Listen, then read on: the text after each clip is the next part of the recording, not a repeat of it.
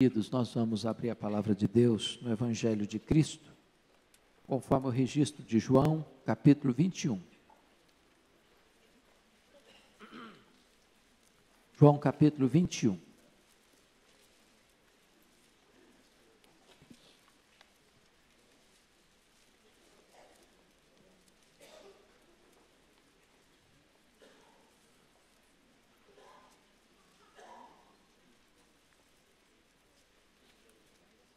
Depois disso, tornou Jesus a manifestar-se aos discípulos junto do mar de Tiberíades. E foi assim que ele se manifestou. Estavam juntos Simão Pedro, Tomé, chamado Dídimo, Natanael, que era de Caná da Galileia, os filhos de Zebedeu, Tiago e João, e mais 2 de seus discípulos. Disse-lhe Simão Pedro, vou pescar. Disseram-lhe os outros, também nós vamos contigo. Saíram e entraram no barco, e naquela noite nada apanharam. Mas ao clarear da madrugada, estava Jesus na praia. Todavia, os discípulos não reconheceram que era ele. Perguntou-lhes Jesus, filhos, tendes aí alguma coisa de comer? Responderam-lhe, não. Então lhes disse, lançai a rede à direita do barco e achareis. Assim fizeram, e já não podiam puxar a rede, tão grande era a quantidade de peixes. Aquele discípulo a quem Jesus amava disse a Pedro, é o Senhor. Simão Pedro, ouvindo que era o Senhor, cingiu-se com sua veste, porque se havia despido, e lançou-se ao mar. Mas os outros discípulos vieram no barquinho, puxando a rede com os peixes, porque não estavam distantes da terra, senão quase 200 côvados, aproximadamente 100 metros. Ao saltarem em terra, viram ali umas brasas, e em cima peixes, e havia também pão. Disse-lhes Jesus, trazei alguns dos peixes que acabastes de apanhar. Simão Pedro entrou no barco e arrastou a rede para a terra, cheia de 153 grandes peixes, e não obstante serem tantos, a rede não se rompeu. Disse-lhes Jesus, vinde, comei. Nenhum dos discípulos ousava perguntar-lhe, quem és tu? Porque sabiam que era o Senhor. Veio Jesus, tomou o pão e lhes deu, e de igual modo o peixe. E já era esta a terceira vez que Jesus se manifestava aos discípulos, depois de ressuscitado dentre os mortos. Depois de terem comido, perguntou Jesus a Simão Pedro, Simão, filho de João, amas-me mais do que estes outros? Ele respondeu, sim, Senhor, tu sabes que te amo. Ele lhe disse, apacenta os meus cordeiros. Tornou a perguntar-lhe pela segunda vez, Simão, filho de João, tu me amas? Ele lhe respondeu, sim, Senhor, tu sabes que te amo. Disse-lhe Jesus, pastorei as minhas ovelhas. Pela terceira vez Jesus lhe perguntou, Simão, filho de João, tu me amas? Pedro entristeceu-se por ele lhe ter dito pela terceira vez, tu me amas? E respondeu-lhe, Senhor, tu sabes todas as coisas, tu sabes que eu te amo. Disse-lhe Jesus, apacenta as minhas ovelhas. Em verdade te digo que quando eras mais moço, tu te cingias a ti mesmo, e andavas por onde querias. Quando, porém, fores velho, estenderás as mãos, e outro te cingirá, e te levará para onde não queres. Disse isto para significar com que gênero de morte Pedro havia de glorificar a Deus. Depois de assim falar, acrescentou-lhe, segue-me. Então Pedro, voltando-se, viu que também o ia seguindo o discípulo a quem Jesus amava, o qual na ceia se reclinara sobre o peito de Jesus e perguntara, Senhor, quem é o traidor? Vendo, pois, Pedro perguntou a Jesus, e quanto a este? Respondeu-lhe Jesus, se eu quero que ele permaneça até que eu venha, que te importa? Quanto a ti, segue-me. Então se tornou corrente entre os irmãos o dito de que aquele discípulo não morreria. Ora, Jesus não dissera que tal discípulo não morreria, mas se eu quero que ele permaneça até que eu venha, que te importa? Este é o discípulo que dá testemunho a respeito dessas coisas e que as escreveu, e sabemos que o seu testemunho é verdadeiro. Há, porém, ainda muitas outras coisas que Jesus fez. Se todas elas fossem registradas ou relatadas, uma por uma, creio eu, que nem no mundo inteiro caberiam os livros que seriam escritos. Eu peço permissão a você para só voltar nesse texto, já no final da minha fala, e eu gostaria de conversar um pouco com vocês nesta noite sobre Pedro. E a coisa que mais me chama a atenção é que a vida de Pedro nos ensina uma verdade solene, a verdade que Jesus não desiste de nós. Jesus não abre mão do direito que Ele tem de nos ter para Ele. Mesmo quando nós fracassamos, mesmo quando nós caímos, mesmo quando nós decepcionamos a nós mesmos, e achamos que para nós não tem mais jeito, não tem mais saída, não tem mais volta, Jesus não desiste de nós. Ele está no nosso encalço, Ele não abre mão da nossa vida, Ele não abre mão do direito que tem de nos conquistar com o seu amor. A vida de Pedro revela e retrata isso. Quem é Pedro? A Bíblia diz que ele era filho de João. A Bíblia diz que ele era um pescador. Aliás, ele tinha uma empresa de pesca no mar da Galileia. E ele era sócio de Zebedeu, pai de Tiago e João, nessa empresa pesqueira.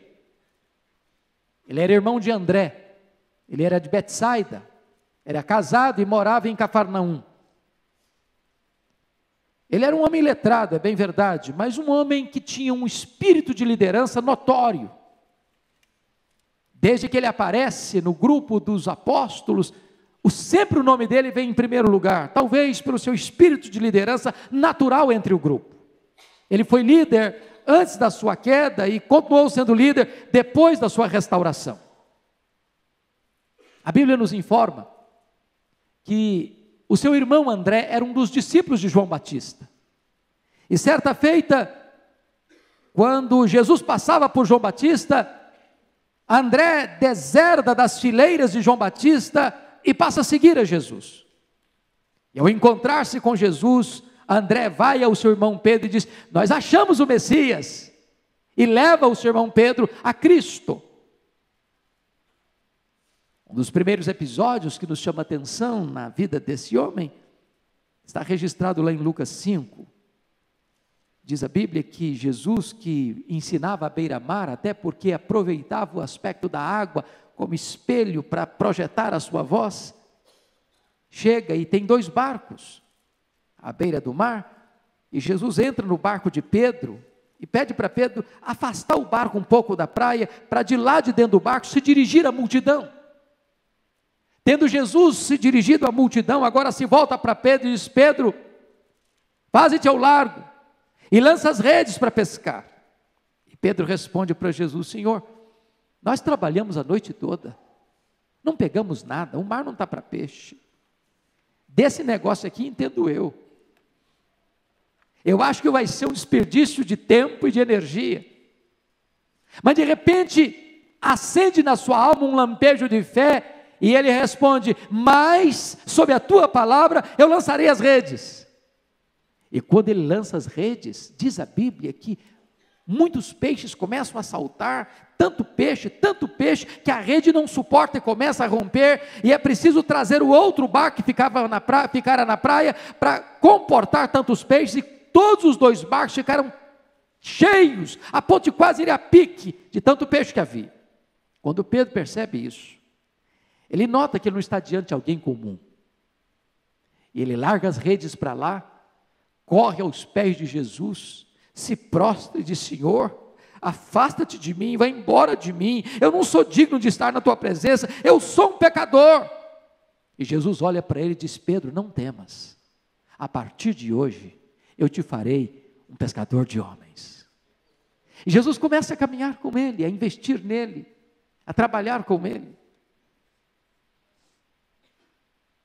E então, certa feita, Jesus passa uma noite inteira orando, e escolhe dentre os discípulos 12 homens para serem apóstolos, e Pedro ocupa o primeiro lugar. Agora diz Mateus capítulo 16, que Jesus um dia estava caminhando lá pelo extremo norte de Israel, lá nas fraldas do Monte Hermon, lá onde nasce o Rio Jordão, nos limites territoriais com o Líbano, em Cesareia de Filipe, e Jesus então faz uma consulta, uma pesquisa entre os seus apóstolos, seus discípulos, perguntando assim: o que dizem os homens ser o Filho do Homem? O que as pessoas comentam a meu respeito? Qual a opinião do povo a meu respeito? E os discípulos responderam: Senhor, o povo não sabe quem tu és. Há uma verdadeira confusão no meio popular a teu respeito. Uns pensam que tu és João Batista, outros pensam que tu és Elias, outros pensam que tu és Jeremias, outros até acham que tu és alguns dos outros profetas, mas ninguém sabe quem tu és. E Jesus então se volta para os 12 e pergunta: e vós, quem dizeis que eu sou? E Pedro, que não podia esperar ninguém falar na sua frente, logo respondeu: tu és o Cristo, o Filho do Deus vivo. Talvez até esperando um elogio de Jesus. Pedro, você é batuta, você é um cara esperto, você é um camarada que percebe as coisas, tem noção das coisas. Mas não foi isso que Jesus respondeu. Jesus disse: bem-aventurado és, Simão Bar-Jonas, porque não foi carne e sangue quem tu revelaram, mas o meu Pai que está nos céus. Essa descoberta não é sua, esse entendimento não procede de você mesmo. O conhecimento preciso que você tem a meu respeito nada mais é do que uma revelação do Pai a você. E eu também te digo que tu és Pedro, e sobre esta pedra edificarei a minha igreja, e as portas do inferno não prevalecerão contra ela. E esse texto de Mateus 16, 18 é complexo, porque está construída aqui toda a estrutura denominacional do romanismo, entendendo que Pedro é a pedra sobre a qual a igreja está edificada. Obviamente, não foi isso que Jesus quis dizer, porque há uma grande diferença entre Pedro e pedra. A palavra Pedro é Petros, a palavra pedra é Petra, e Petros é um fragmento de pedra. Petra é uma rocha inabalável. Jesus está dizendo o seguinte: e eu também te digo que tu és Petros, fragmento de pedra, mas sobre esta Petra, esta rocha inabalável, eu edificarei a minha igreja. Até o pronome demonstrativo que Jesus usa é específico. Ele diz: tu és Petros, mas sobre esta Petra. Por exemplo, no português, no inglês e no grego tem essa diferença. Eu digo esta Bíblia, está aqui comigo, esta. Eu digo essa Bíblia. Se fosse em inglês, eu diria this Bible. Diria that Bible. Tu és Petros, mas sobre esta, não essa, sobre esta pedra eu edificarei a minha igreja. O que é maravilhoso entender é que Jesus Cristo, uma vez que os discípulos sabem quem Ele é, passa agora a uma nova fase do seu ensino aos discípulos, mostrando para eles que Ele iria sofrer muitas coisas nas mãos dos escribas, dos sacerdotes, dos fariseus, das autoridades em Jerusalém, e seria morto, crucificado, para ressuscitar ao terceiro dia. E esse mesmo Pedro que recebe o mais alto elogio de Jesus por receber essa clara revelação de Deus, diz a Escritura que chama Jesus à parte e passa a reprovar a Jesus, dizendo: Senhor, tem piedade de ti, isso não pode acontecer. Em outras palavras, está dizendo: Jesus, o senhor está meio depressivo, o senhor está com a mente muito doentia, o senhor tem que largar a mão dessas ideias de morte, para com isso. Pensa positivamente, pensa legal, pensa direito. O senhor não pode falar nessas coisas. Larga a mão dessas ideias. E diz a Escritura que o mesmo Jesus que acabara de dizer para ele: bem-aventurado és, Simão Barjonas, porque não foi carne e sangue quem tu revelaram, mas meu Pai que está nos céus, agora diz para ele: arreda, Satanás, porque não cogitas das coisas de Deus, e sim das coisas dos homens. Pedro é esse homem, de altos e baixos, inconstante, capaz dos mais ousados arroubos de coragem e os maiores macharés de covardia. Pedro é um símbolo de você e de mim. O coração dele bate no nosso peito, o sangue dele corre em nossas veias. Nós temos o DNA de Pedro, nós somos assim. Mas Jesus não desiste de nós. Logo em seguida, 6 dias depois, diz a Escritura, que Jesus sobe um alto monte para orar. Eu não sei que monte é esse, a tradição diz que é o Monte Tabor, outros pensam que é o Monte Hermon, não importa que monte é, o que importa é que Jesus subiu esse monte para orar, e leva consigo Pedro, Tiago e João. E Jesus chega lá e diz Lucas capítulo 9, verso 28, que Jesus sobe e ora, mas Pedro, Tiago e João não conseguem orar, eles dormem. Porque aquilo que empolga Jesus não os empolga, aquilo que é o deleite de Jesus traz cansaço para eles. E naquele monte diz a Escritura que eles viram 4 milagres estupendos. Eles veem Jesus sendo glorificado, ou experimentando uma transfiguração. Eles veem Moisés e Elias conversando com Jesus sobre a partida para Jerusalém, também em glória. Eles veem a nuvem luminosa os envolvendo, e eles veem de dentro da nuvem uma voz dizendo: este é o meu filho, o meu eleito, a ele eu ouvi. E diz a Escritura que Pedro, que não pode ficar calado, mesmo quando não sabe o que está falando, diz: Senhor, esse lugar é maravilhoso, esse lugar é bom demais, esse lugar cheira milagre, esse lugar tem cheiro de milagre, esse lugar é o lugar onde se pisa o território do extraordinário. Senhor, vamos ficar por aqui mesmo, vamos fazer 3 tendas, eu não quero nem tenda para mim não, que seja uma para o Senhor, que seja outra para Moisés, que seja outra para Elias. E diz a Escritura que ele não sabia o que estava falando. Sabe por que ele não sabia? Porque estava falando uma grande bobagem. Naquele momento ele estava equiparando o Filho de Deus com o representante da lei, com o representante dos profetas. Jesus não é apenas um grande homem, Jesus é o Filho de Deus, ele é único, ele é singular, ele é incomparável. Mas aí diz a Escritura que Jesus desce desse monte, já encaminhando para Jerusalém. E a multidão aplaude Jesus ao entrar em Jerusalém. Tinha 2 multidões distintas.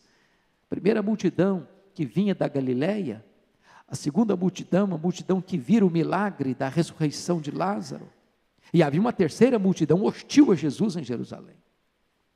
E ele está entrando em Jerusalém com ramos, com palmas, com folhas, e o povo gritando: Hosana, Hosana, bendito é o que vem em nome do Senhor. E diz o evangelista Lucas que quando Jesus está entrando nos portais da cidade, de frente para aquilo que era o templo, Jesus começa a chorar. E o texto diz: convulsivamente.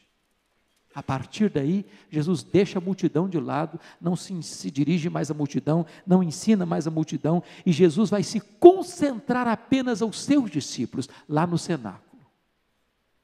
E era uma reunião familiar, era uma casa familiar, e Jesus está com seus discípulos para participar da Páscoa. E não se podia sentar à mesa sem lavar as mãos, sem lavar os pés. E qualquer pessoa que tivesse o mínimo senso de hospitalidade produzia isso para lavar os pés, empoeirados. Mas esse era o papel dos escravos. Se tivesse vários escravos numa casa, esse era o papel do escravo mais simples da casa. E Jesus certamente esperava que alguns deles se levantassem para lavar os pés uns dos outros. Mas, na verdade, enquanto isso, eles disputavam entre eles: quem de nós é o mais importante aqui? O sentimento deles era esse: quem é o mais importante? Quem é um líder de maior destaque aqui? Quem merece maior holofote aqui? Quando Jesus percebe isso no coração deles, Jesus levanta na mesa, pega uma toalha, pega uma bacia, e começa a lavar os pés de seus discípulos. Quando chega na hora de Pedro, Pedro diz: não, senhor, o senhor não vai fazer isso, não. Eu não posso admitir que o senhor faça um negócio desse, eu estou envergonhado. Era eu que tinha que estar fazendo esse negócio aqui, o senhor vai se levantar agora para lavar os nossos pés? De jeito nenhum, o senhor não vai me lavar os pés, de jeito nenhum, eu não quero, eu não aceito, isso é demais para nós.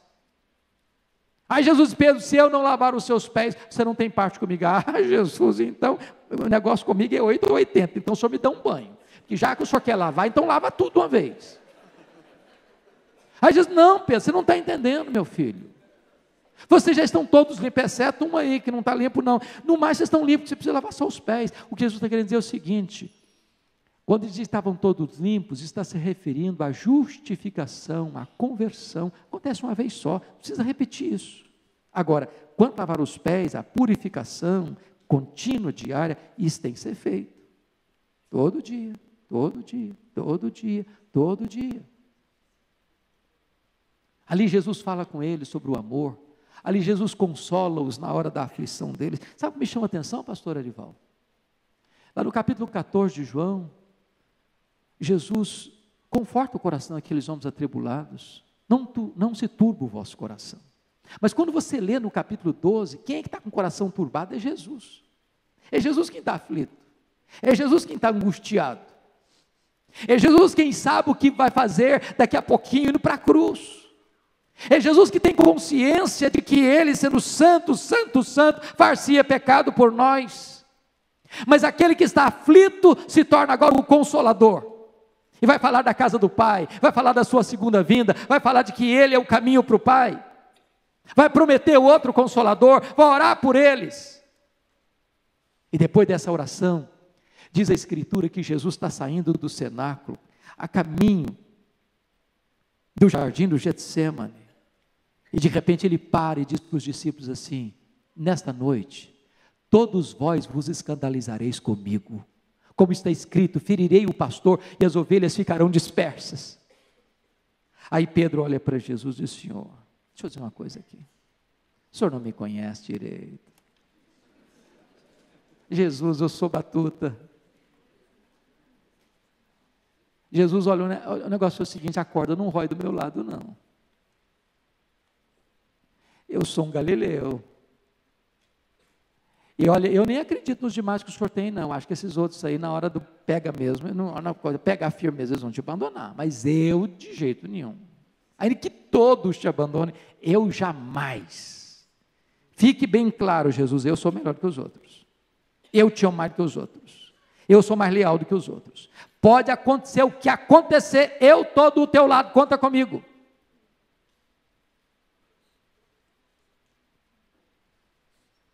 Aí Jesus diz: Pedro, quem não está entendendo é você, meu filho. Nesta mesma noite, antes que o galo cante, tu me negarás 3 vezes. E Pedro diz: Senhor, eu por ti darei minha própria vida. Estou pronto a ir para a prisão e morrer contigo. E eles estão indo então para o Getsêmani. Quando chegam no Getsêmani, era de noite. E Jesus Cristo pega Pedro, Tiago e João e diz: vem aqui comigo, deixa os outros para trás. E diz para eles: vigiai e orai para que não entreis em tentação. E Jesus os deixa, avança um pouco mais. E diz a Escritura que ele se prostra com o rosto no chão.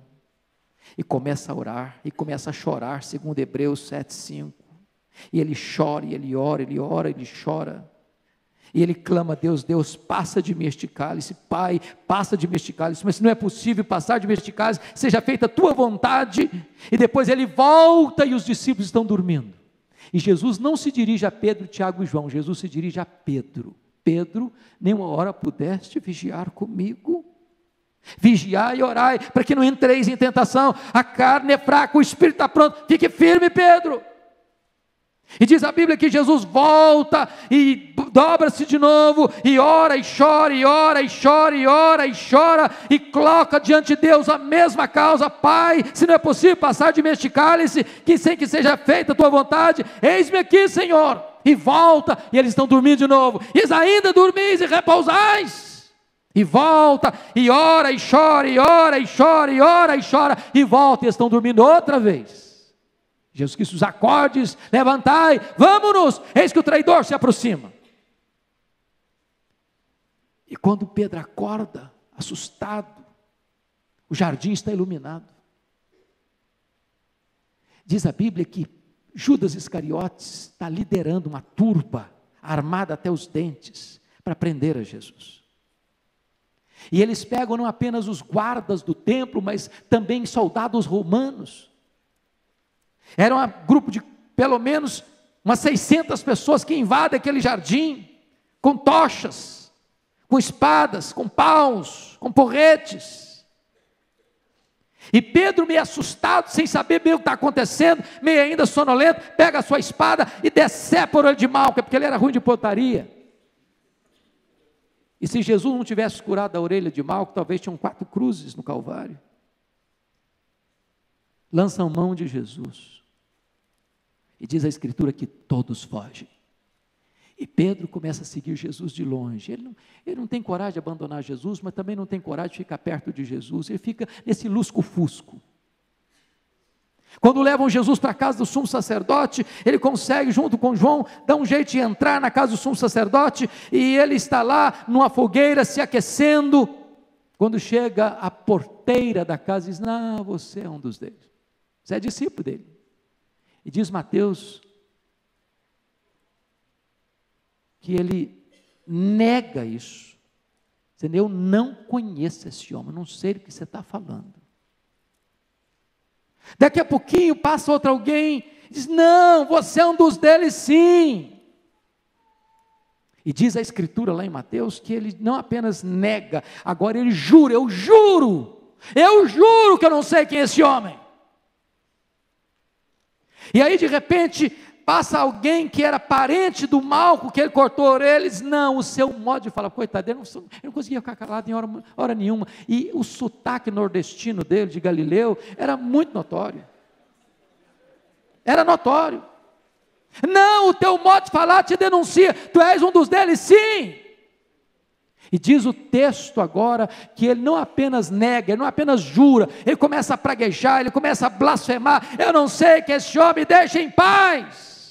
E nesse momento diz a Escritura que o galo canta, e Jesus olha profundamente para ele, e ele passa a chorar amargamente, e sai dali naquela noite, talvez chutando pedras no meio dos olivais. Ele vai para casa, alaga o seu leito, ele vira para um lado, ele vira para o outro, ele não consegue dormir, o galo canta, ele se atormenta. E talvez você pergunte: mas então qual é a diferença entre Judas e Pedro? Judas traiu Jesus, Pedro negou com blasfêmias o nome de Jesus. Sabe qual é a diferença? É que quando Judas traiu Jesus pensadamente, refletidamente, deliberadamente, propositadamente. Pedro negou Jesus num momento de fraqueza. Ele não pensou em fazer isso. Ele não desejou fazer isso. Ele nunca quis fazer isso. Ele nunca imaginou fazendo isso. Ele amava Jesus. Aquela sexta-feira, aquela quinta-feira à noite, Jesus é cuspido, é esbordoado, e Pedro não está lá, perto dele. Quando chega na sexta-feira, 6 horas da manhã, levam Jesus para Pilatos, e Pedro não estava lá. Às 9 horas da manhã, Jesus sai do pretório romano, rumo ao Calvário, e Pedro não estava lá. Jesus fica lá no Calvário 6 horas, das 9 da manhã às 3 da tarde, e Pedro não estava lá. Na hora de sepultar Jesus, ele não estava lá. Foi necessário que Nicodemos e José de Arimateia sepultassem Jesus, ele não estava lá. Passou o sábado inteiro, Pedro está ausente. Domingo de manhã, as mulheres vão ao sepulcro, Pedro não estava lá, ele estava trancado dentro de casa com medo. No primeiro dia da semana, Jesus ressuscita dentre os mortos. Maria Madalena está lá, as mulheres estão lá. E o anjo de Deus aparece a elas, e elas então correm para falar com os discípulos, e Pedro e João escutam de Maria que o túmulo está vazio, e diz a Bíblia que os dois saem desabalados rumo ao túmulo, mas João era mais novo, chegou mais rápido, mas quem entra primeiro é Pedro. Mas diz a Escritura que, tendo visto o túmulo vazio e as evidências da ressurreição, eles voltam para casa, e Maria Madalena volta para o túmulo, e ela está procurando. Quando um anjo aparece para ela e pergunta: mas por que você está procurando dentre os mortos aquele que está vivo? Ele não está mais aqui, ele ressuscitou. E tem um recado: ide dizer aos seus discípulos e a Pedro, que eu quero encontrar com eles lá na Galileia. E eu pergunto a você: mas Pedro não era discípulo? Por que incluí-lo? Por que distingui-lo? Sabem por quê? Porque muito provavelmente a essas alturas Jesus conhecia o coração de Pedro, e Pedro tinha tomado uma decisão: eu não sirvo mais para ser discípulo, eu me decepcionei, eu neguei a minha fé, eu neguei o meu Senhor, eu neguei o meu próprio nome, Pedro, fragmento de pedra, pó, eu não sou nada, desisti de tudo. Mas mesmo que Pedro tenha desistido de tudo, Jesus não desistiu de Pedro. E agora que entra esse texto, eu imagino como é que Pedro sai de Jerusalém e vai para o mar da Galileia, mais de 100 quilômetros, a pé, cada passada uma fisgada na alma, cada passada uma fuzilada no coração, cada passada que dava, ele ia pensando assim: meu Deus, eu neguei meu Senhor, eu sou uma decepção, eu sou um fracasso, eu acho que Jesus vai arrebentar comigo, ele vai chegar e botar o dedo no meu nariz, ele vai mostrar que eu sou um fracasso, que eu sou um covarde, que eu não cumpri minha palavra, que eu fracassei, e ele vai pensando mil coisas. Quando ele chega lá, Jesus não está lá, outra decepção, ele não aguenta, ele diz: eu vou pescar.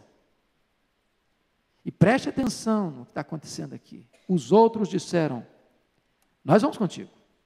Isso significa liderança. Liderança é sobretudo influência. E um líder nunca é neutro. Um líder, ou ele é uma bênção, ou ele é um problema. Nunca neutro.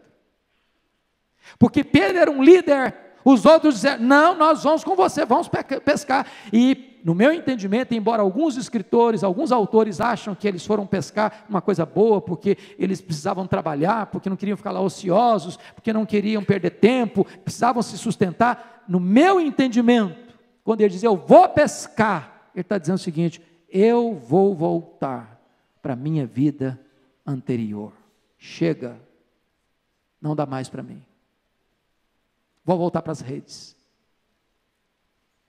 E diz a Escritura que naquela noite o mar não estava para peixe, nem um lambari eles pegaram.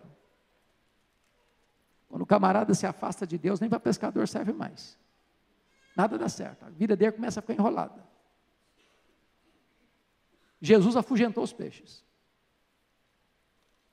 e era de madrugada ainda, quando o barco estava a 100 metros da praia, já talvez voltando da pescaria frustrada. Aquele que caminhava pela praia dirige-se aos que estão lá no mar e disse: filhos, a doçura de Jesus. Trata esses homens que estão pensando em retroceder, chama-os de filhos. Trata-os com doçura e com ternura. É assim que Jesus trata você e a mim. Nas horas em que nós estamos fracassando, nas horas em que nós estamos desanimados, nas horas em que nós não acreditamos nem em nós mesmos, na capacidade de nós retornarmos ao que Deus nos chamou para fazer, Ele nos chama de filhos. Filhos, tendes aí alguma coisa de comer? E eles respondem do barco: não temos nada. E aquele que está caminhando diz: lançai a rede à direita do barco e achareis. E diz a Escritura que quando lançam as redes, 153 grandes peixes começam a pular. As redes não se rompem. E nesse momento, João mais perceptivo, diz para Pedro: é o Senhor, Pedro, é o Senhor, Pedro. E Pedro larga o barco para lá, larga as redes para lá, larga os peixes para lá, salta na água e com o coração acelerado, ele vai ter com Jesus. E quando ele chega, ele toma um susto, porque tinha uma refeição preparada na praia, um braseiro, pão, peixe assado, o desjejum. E Jesus disse para os demais: vinde, comei, trazei aí algum dos peixes que apanharam. E Jesus os alimenta, Jesus os aquece, Jesus os acolhe. E agora, no meio dos discípulos, Jesus se dirige a Pedro: Simão, filho de João, tu me amas mais do que esses outros? Por que Pedro deveria amar mais do que os outros? Não bastaria amar igual aos outros? Alguns querem dizer que Jesus estava querendo dizer o seguinte: você me ama mais do que você ama as outras pessoas, os seus colegas? Ou outros querem dizer: você me ama mais do que as redes, do que o seu trabalho, do que o seu negócio, do que a sua empresa, do que a sua atividade? Mas entendo eu que Jesus está querendo dizer: tu me amas mais do que esses outros me amam? Essa era a pergunta. Por quê? Porque lá atrás, Pedro havia dito para Jesus: ainda que todos te abandonem, eu jamais. Eu te amo mais do que os outros. Jesus está perguntando assim: Pedro, você ainda acha que você me ama mais do que os outros mesmo? Você ainda reafirma o que você disse lá atrás? Tu me amas mais do que esses outros? Pedro respondeu: Senhor, tu sabes que eu te amo. Aí Jesus disse: então, apacenta os meus cordeiros. Aí Jesus pergunta a segunda vez: Pedro, tu me amas? Agora não pergunta se ama mais do que os outros. Tu me amas? E ele respondeu: Senhor, tu sabes que eu te amo. Então Pedro: pastorei as minhas ovelhas. Pela terceira vez Jesus pergunta: Pedro, tu me amas? E Pedro se entristeceu por Jesus lhe ter perguntado a terceira vez, e Senhor, eu não vou dizer mais, eu sei que eu te amo, eu tenho certeza que eu te amo, eu estou pronto a morrer para o Senhor, eu estou pronto a ir para a prisão com o Senhor, eu estou pronto a te seguir ainda que todos te abandonem. Tu sabes todas as coisas, Senhor, para que eu vou falar? Tu sabes todas as coisas, tu sabes que eu te amo. Então, apacenta as minhas ovelhas. Eu chamo a sua atenção para algumas verdades aqui. Primeiro, por que Jesus perguntou 3 vezes? Porque Pedro negou 3 vezes. Para cada vez que Pedro negou Jesus, e caiu e fracassou, Jesus estava dando a ele uma oportunidade de se levantar. Jesus estava querendo que ficasse na memória dele isso: onde você caiu, eu levanto você.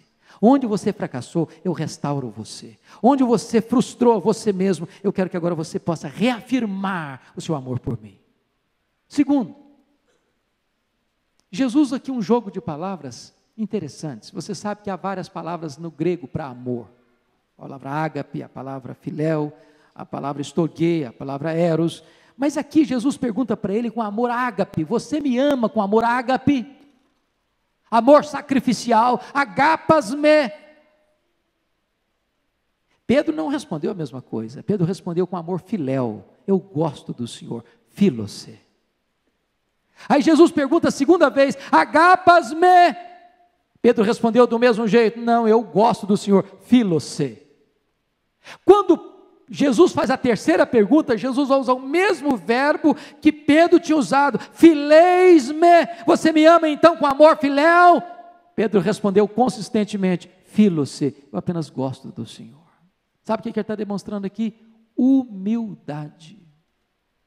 Humildade.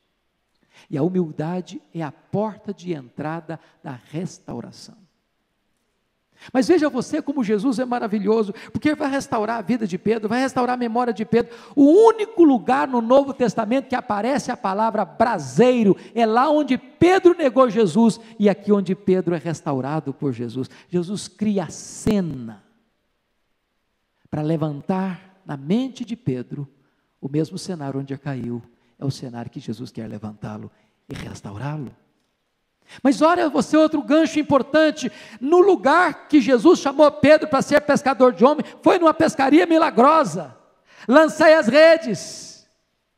E lá então, Jesus diz, agora eu vou fazer de você um pescador de homens, e antes de restaurar Jesus, torna a realizar o outro milagre da pesca milagrosa, para dizer o seguinte: ô Pedro, o mesmo Jesus que fez um milagre quando eu chamei você, é o mesmo Jesus que agora vai fazer um milagre quando eu vou restaurar você. Eu sou o mesmo que chamou você, que restaura você.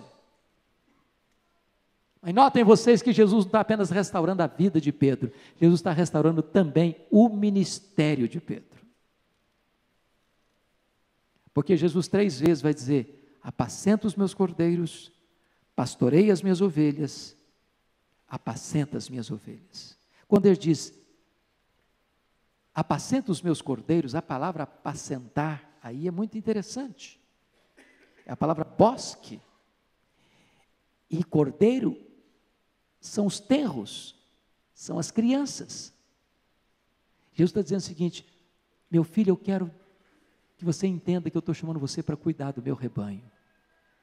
E a primeira prioridade que você vai ter é cuidar das crianças, dos tenros, dos pequenos. E a palavra bosque significa alimentar.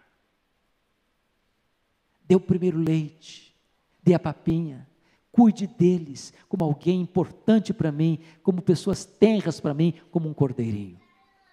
Quando ele vai usar a palavra pastorei as minhas ovelhas, ele vai usar a palavra da poimênica, de pastoreio, de cuidado, de proteção, de alimento, de estar na frente, de proteger, de disciplinar, toda essa área do pastoreio. Cuida das minhas ovelhas. Se Jesus chamou João para ser uma testemunha, Jesus chamou Pedro eminentemente para ser um pastor. Jesus tirou um dia a rede da pesca e deu para ele um cajado de pastor. Pedro não se sentia mais pastor, e Jesus está devolvendo para ele agora o cajado de pastor. Depois disso, está escrito no verso de número 18, que Jesus fala uma coisa muito estranha para ele: em verdade te digo, que quando eres mais moço, tu te cingias a ti mesmo e andavas por onde querias. Quando, porém, fores velho, estenderás as mãos, e outro te cingirá e levará para onde não queres. E o versículo 19 interpreta o 18, disse isto para significar com que gênero de morte Pedro havia de glorificar a Deus. Depois de assim falar, acrescentou: segue-me. Note uma coisa aqui, irmãos, Jesus está restaurando Pedro para o ministério, mas Jesus está dizendo o seguinte: você vai ter um outro privilégio, o privilégio de ser um mártir. Porque quando diz que você não vai mais seguir pela sua vontade, outros vão pegar a sua mão e cingir você, está significando a morte de cruz. Pedro seria crucificado, e com a sua morte de cruz, ele glorificaria a Deus. Deus levou a sério o que ele disse: por ti darei a minha própria vida, e deu mesmo, e deu mesmo. E depois de anunciar para ele que o que tinha pela frente não era glória humana, era o martírio, aí o chamou: segue-me. Eu quero dizer para você, líder, para você, crente, que o nosso chamado é para seguir a Jesus, ainda que esse caminho nos leve a carregar a cruz e a morrer pela cruz. O que é maravilhoso entender é que ainda quando você morre, isso glorifica a Deus. E o fim último da sua e da minha existência é glorificar a Deus. Ele ficou preocupado com o João: e esse aí? Já que eu estou indo para a cruz, e o João aí? Vai ter o que com ele? Jesus: olha, meu filho, de João cuido eu. De João cuido eu. Quanto a você, segue-me. Segue-me. Seu papel é pastorear as minhas ovelhas, não é cuidar da vida dos outros. Cuida das minhas ovelhas.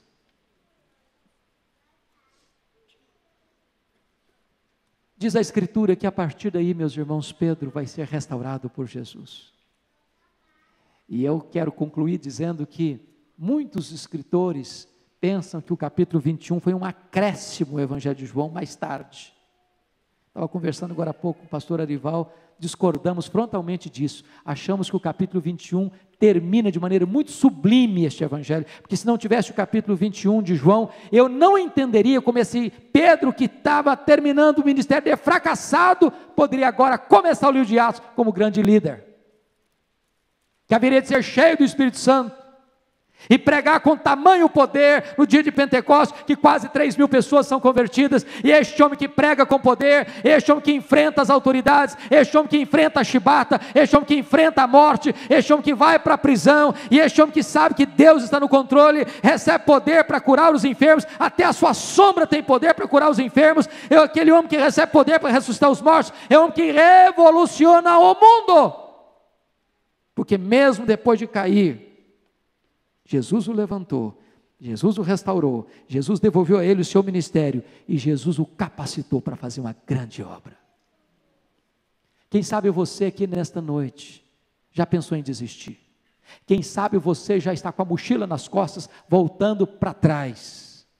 Quem sabe você está voltando às suas redes? Quem sabe você está voltando aos seus antigos negócios? Quem sabe você está dizendo: meu Deus, eu não aguento mais, ou eu não suporto mais tanto fracasso na minha vida, tanto deslize na minha vida, eu neguei o Senhor, eu fui um fracasso, eu fui covarde, eu não tive coragem, eu neguei a minha fé, eu neguei o meu Senhor, eu neguei o meu próprio nome, eu vou desistir de tudo. Mas Jesus não desiste de você, Ele não abre mão da sua vida. E nesta noite, quem sabe você precisa ser restaurado por esse mesmo Jesus. Curva sua fronte, por favor. Nós vamos orar.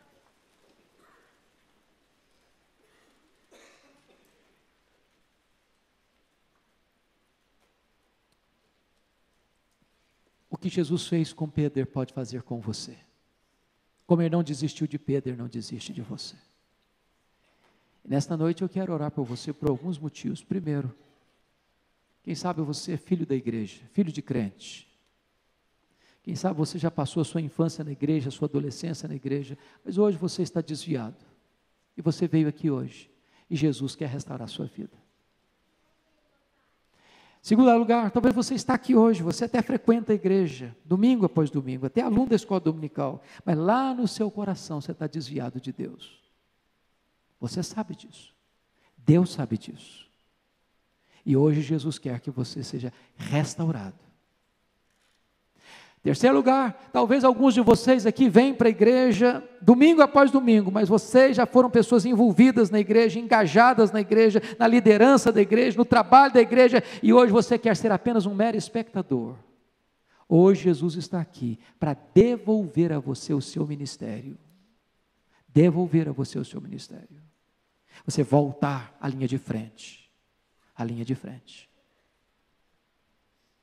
Se você quer que eu ore por você, onde você estiver, fique em pé. Eu quero colocar a sua vida diante do trono da graça de Deus.